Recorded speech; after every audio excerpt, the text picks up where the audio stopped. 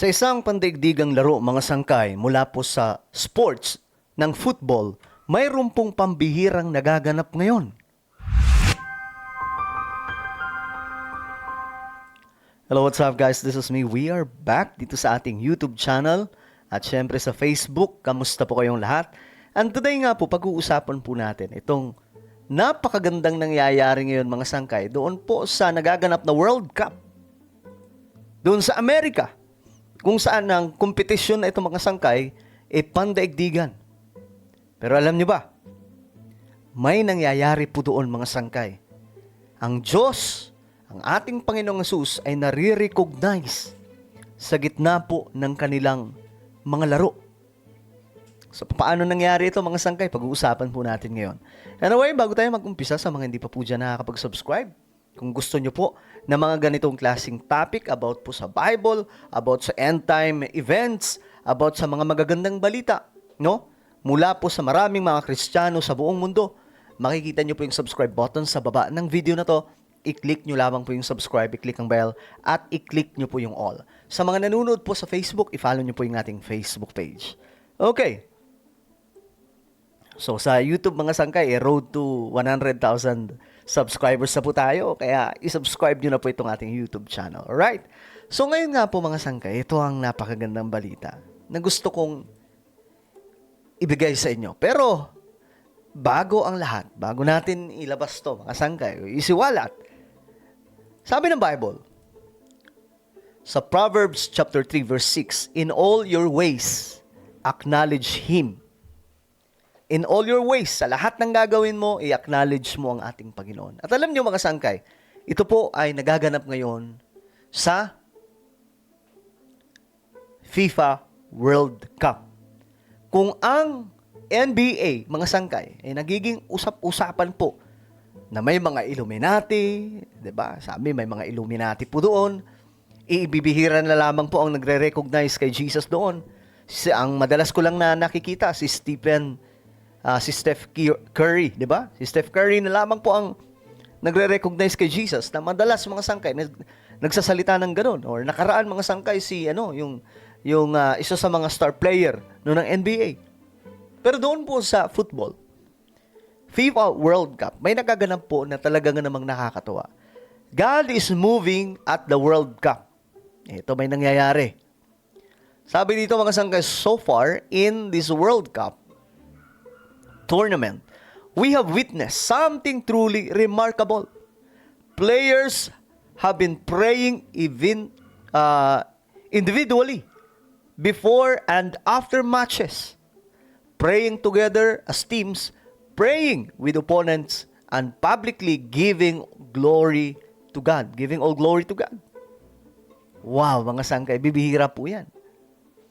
Pero nakakatuwa mga sangkay kasi sa sports na ito po ay number 1 mga sangkay na sports sa buong mundo. Itong football.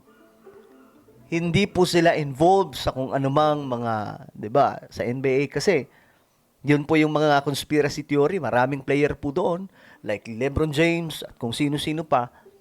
May mga ritual silang ginagawa na under daw po sila sa secret society or deep state or even Illuminati. Yun po yung mga sangkay, pinakasikat na term ng isang malalim na grupo, Illuminati. We have not seen this level of public faith expressed so consistently at a World Cup before, and it is incredibly encouraging. O, diba mga sangkay? Nakakatuwa kasi sabi ng Bible, in all your ways, acknowledge Him, and He will direct your paths. O, ito mga sangkay. Football players start a global movement about Jesus.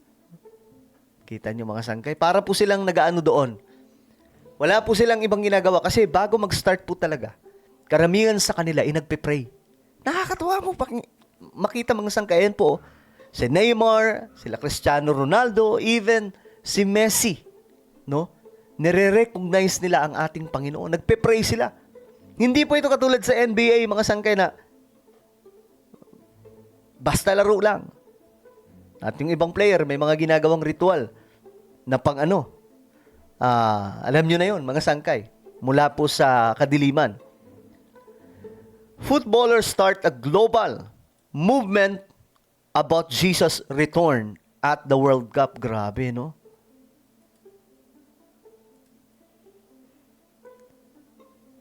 Malapit na rin po kasi talagang bumalik ang ating Panginoon eh. So dapat mag-spread na po yung gospel. Ito, si Neymar. Neymar Jr. Ito, ang pagkakaalam ko kay Neymar, ano na daw po, exit na daw po sa football. At mukhang magre-retire na. Neymar Jr. posts a Bible verse before Jowad World Cup match. Grabe, no? Ayan, ito yung pinost niya. For the Lord, your God, is the one who goes with you to fight for you against your enemies, to give you the victory.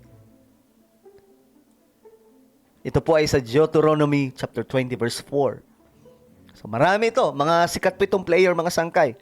Kung si LeBron James, kung ano-ano mga ritual na ginagamit po, no? Doon sa NBA, sila nire-recognize nila ang ating Panginoon. O ito, mga sangkay, all glory belongs to God. Sinabi po ng player na ito. All the glory belongs to God. I'm truly grateful for Him and I feel incredibly blessed to experience moments like this. O ayan, mga sangkay. Ito po ay si Enzo Fernandez. Bibihira po yung ganito, mga sangkay mangyari, di ba? Yan, James 1:17. Every good and perfect gift is from above. From God. From the one who create us, mga sangkay. Isa pong Norway player. I am a Christian. I always point to God when I have scored and when I enter the field. I thank God that I can experience this.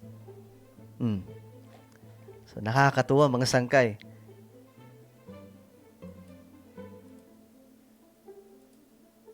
So marami to, mga sangkay. Even after World Cup elimination, ito kahit po yung nai-eliminate na po yung mga player, sila pa rin po ay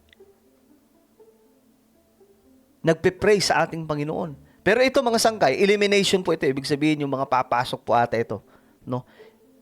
Even after World Cup elimination, Team USA prays together and give glory to God. Wow. So ang dami po na ito. Ito si Messi. Ayan, ang dami po. Sabi po sa balita dito, the 2026 World Cup is showing a visible shift in how faith appears on football's biggest stage. Kita niyo, mga sangkay? Ayan, si Messi.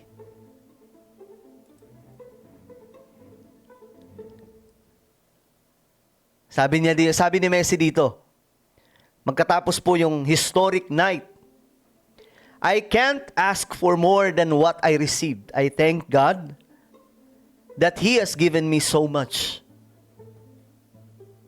At nung nanalo sila, mga sangkay, nakaraan lamang, ito yung sinabi po niya.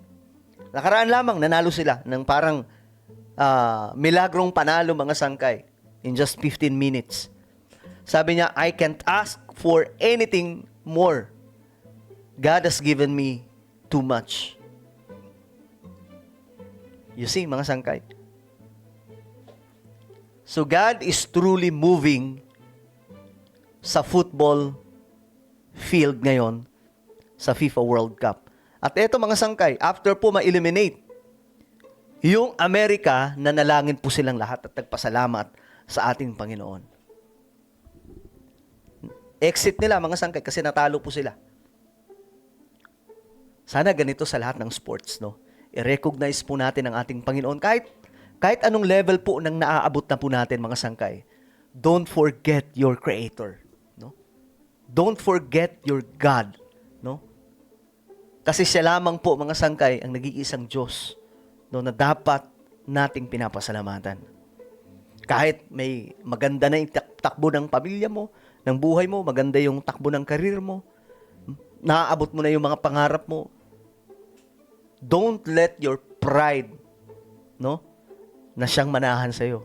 Bagkus, the more na umaakyat ka, the more na umaangat ka, the more kang magpapakumbaba at i-recognize mo ang ating Panginoong Diyos na siyang nagpahintulot na mabigyan ka ng ganong klaseng reward o position. Alright? Well, ano po ang inyong opinion? Mga sangkay, comment down below. Huwag niyo pong kailimutan na i-subscribe yung ating YouTube channel. Mag-iingat po ang lahat. God bless everyone.